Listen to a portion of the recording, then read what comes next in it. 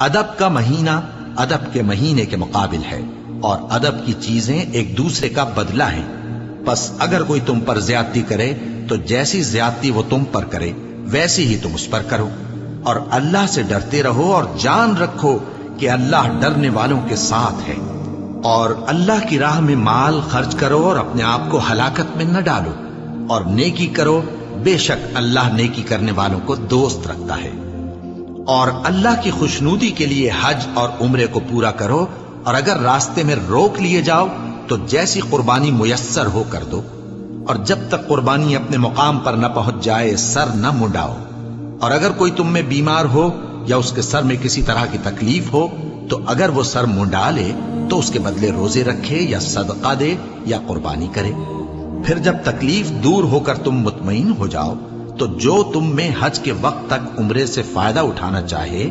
وہ